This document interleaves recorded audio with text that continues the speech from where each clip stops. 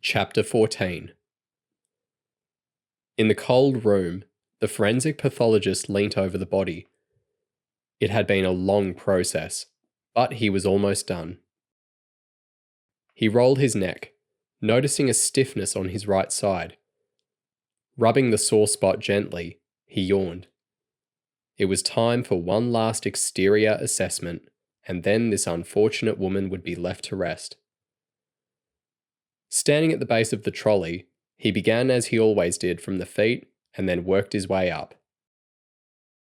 He noted again the minor cuts and bruises around the ankles and calves. He inspected the hands, where earlier he'd found soil under the nails. But when he got to the torso, he sighed. He'd seen a lot of dead bodies in his time, but the mutilation of this victim was sickening. He shook his head as he followed the marks up the woman's chest. Each of the 4 cuts had been painstakingly measured and tested for foreign debris. Extensive dermal damage due to lacerations, he murmured, reading over his own notes. Incisions made with a single cutting edge. Best estimate, 3-inch blade. Mild force presumed. The pathologist paused, rereading his own words. Mild force. What an odd thing that must be for the family of this woman to read. There was nothing mild about her death whatsoever. At least he'd managed to preserve some dignity in the removal of her organs, he smiled sadly, admiring the precision of his own work. He'd opted this time for a Y-shaped incision, which ran from both shoulders, joining over the sternum and down to the pubic bone. It took a lot longer than the traditional U-shaped method, but allowed for greater protection of the body's structure. It wasn't much, but perhaps that would provide some comfort to the family.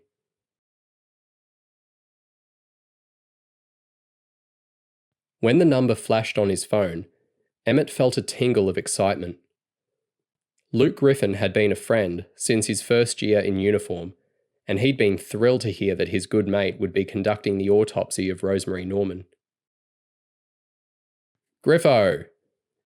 Emmett allowed his normally professional demeanour to fall back to well-developed casualness that years of pub banter allowed. Mate! The hearty voice on the other end of the line boomed. Long time no speak. How are you going? How's the family? Emmett gulped the large spoonful of fried rice he just shoveled in his mouth, quickly filling Luke in on the highlights of the year. Nicholas starting school, Cindy starting a new job. Photography? Luke sounded impressed. That's very competitive. She's done well to get into that. Yes. Emmett's mouth twisted. He was proud of Cindy, but he didn't feel like talking about her. He couldn't put his finger on it, but something hadn't been right between them over the past couple of days. In fact, he could have sworn he'd felt his wife flinch as he slid into bed late last night, their legs brushing for the briefest of seconds before she'd drawn further over onto her side. Anyway, Luke continued, I'm sure you know I'm not ringing just to chat. Emmett pushed the last of his Chinese takeaway across the desk. He should know better than to order such greasy food for lunch. You have the preliminary results? They're on the way over. Luke's tone became heavier. The initial testing indicates your victim, Ms. Norman, died from asphyxia due to ligature strangulation. I see. Emmett recalled Francesca's description of bruising around Natalie's neck. He pushed the thought away. Brian Gibson was no longer a suspect. You can read the report in more detail yourself, of course, but the ligature mark encircled the victim's neck, and there was petechial hemorrhaging visible on the skin. That's why I'm confident she died from asphyxiation. Any idea what was used to strangle her? Trace evidence was recovered. Some sort of flat steel wire was used. What's unusual, though, is that the width of the ligature mark was only a couple of millimeters, and it wasn't perfectly horizontal in orientation. You mean the wire wasn't flat? Not perfectly flat, no. I'm struggling to think what sort of item would make that mark. And what about those cuts on her chest? As you suspected, they were inflicted after the victim died. Luke coughed. Also, an odour of bleach was detected on removal of the victim's clothes. The killer cleaned up after making the cuts? Precisely. Time of death? I put it between 7:30 and 9:30 p.m. on July 13th. Saturday night? Emmett looked up at his wall calendar. He'd been working on the assumption that Rosemary was killed on the Sunday. But if it was Saturday, that made Daniel Norman's afternoon call even more important. And hadn't Ted mentioned something about Rosemary's phone recording movements outside the Flemington area that evening? That's right. I'm confident with that time frame. After promising to meet soon, Emmett hung up, staring at his scribbled notes in front of him. Rosemary had been strangled to death, undressed, and then deliberately mutilated. The killer had then washed her down in bleach and redressed her before wrapping her body in a tarpaulin and dumping her behind a train station. It was brutal and calculated. Emmett stood up. He needed to get this information to Bryce. As he made his way up the stairs to the floor above, another thought occurred. Rosemary Norman had died on Saturday, the 13th of July. Her brother had reported her missing just over a week later. By the time Daniel had come to him, she was already dead. Emmett felt a rush of relief. He mightn't have taken her disappearance seriously enough, but at least Rosemary Norman hadn't died on his watch.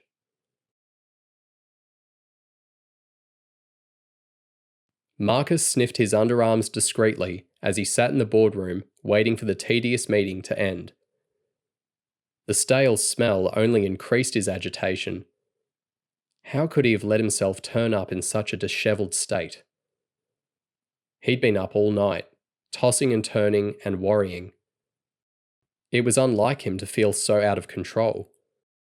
Why couldn't he put this problem to rest? From across the wooden table, he glared at Darren, who was busy rambling about his proposed new client campaign. He was well aware what his less experienced but far too eager colleague was up to. He was pushing for a partnership. Marcus had seen so many of his type before, and he prided himself on being able to squash any potential competitors. He'd worked too hard for too long to lose the position that would soon rightfully be his. As Darren stumbled slightly, unable to answer a probing question from one of the accountants, Marcus sniggered. Men like Darren were all the same. The bullies at school who were actually weak when cornered. The overpowering bosses who came crawling back when fired. The smarmy executives who had no substance underneath the shiny exterior. He'd crushed them all before, and he would crush Darren too. It was only a matter of time. Grinding his teeth, Marcus watched as Abby again took the long way back from the bathroom. She had no reason to walk past the glassed boardroom so many times, and he knew she was just trying to get his attention. He drummed his fingers on the table. After their disastrous encounter on Tuesday night, he'd written her off. But maybe he should give her one more go. She was clearly up for it, parading around in that ridiculously low-cut top. He smirked as she stopped unnecessarily at the photocopier. Fine. One more chance. Another bad whiff emanated from his armpits, and Marcus self-consciously tucked his arms in tight by his sides. He needed this meeting to be over so he could freshen up. I'm just not convinced that your numbers are correct.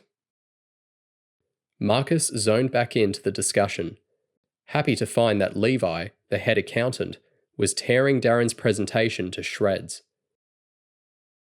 I think you're greatly misjudging your costs. Darren looked crestfallen. Marcus sensed his time to pounce. He was just sitting up straighter, ready to launch into his own scathing commentary, when his jacket pocket vibrated. He took out his phone and read the message with a sinking feeling. He'd forgotten he'd agreed to meet her today. What do the rest of you think? Jeff, the company director, looked around the table. I think it's lunchtime, Marcus said, without hesitation. The director laughed, and after a few pathetic attempts by Darren to salvage his half-baked proposal, the meeting wrapped up. As they filed out, Levi pulled Marcus aside. Alamadas? He asked, with a wink. Marcus sighed. He really had to sort out his mess once and for all. Come on, mate. Levi nudged him. You know you want to.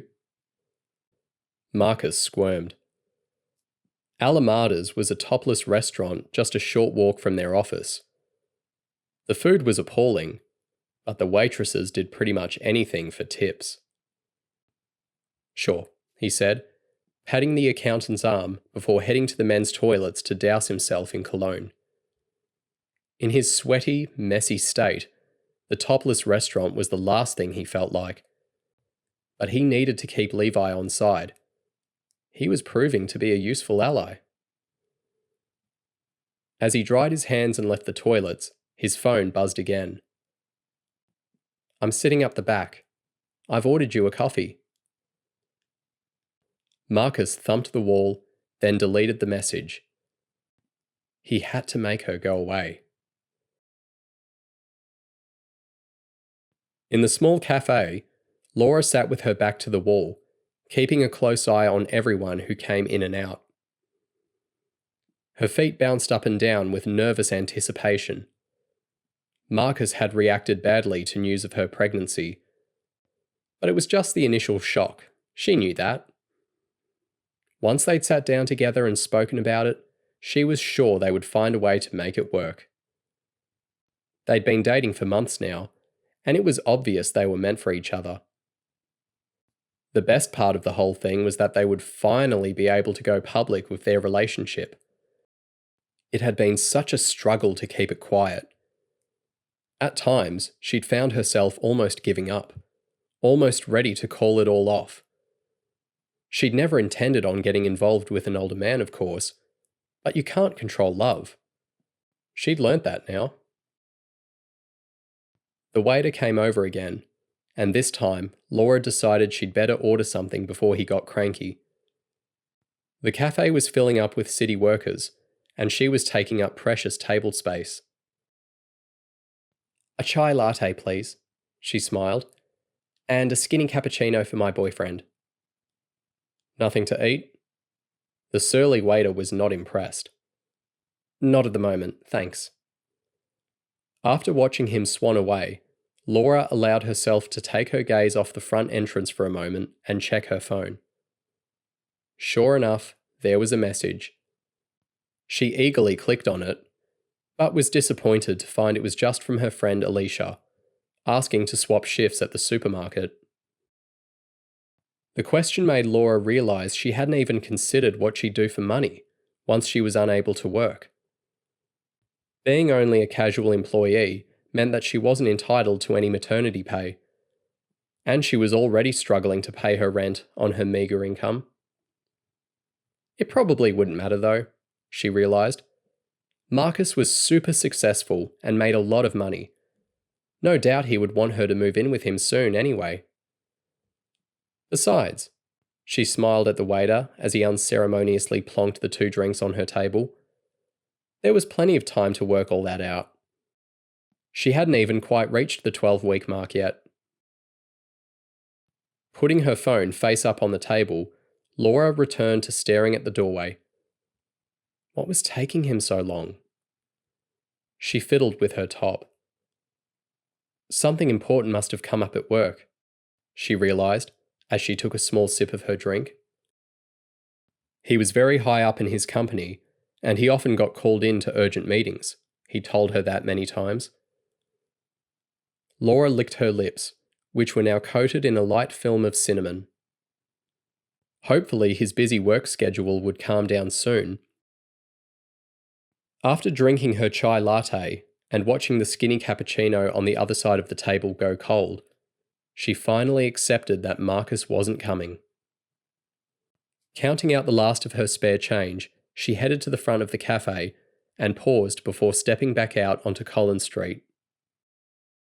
He wouldn't have deliberately stood her up. Something had obviously happened.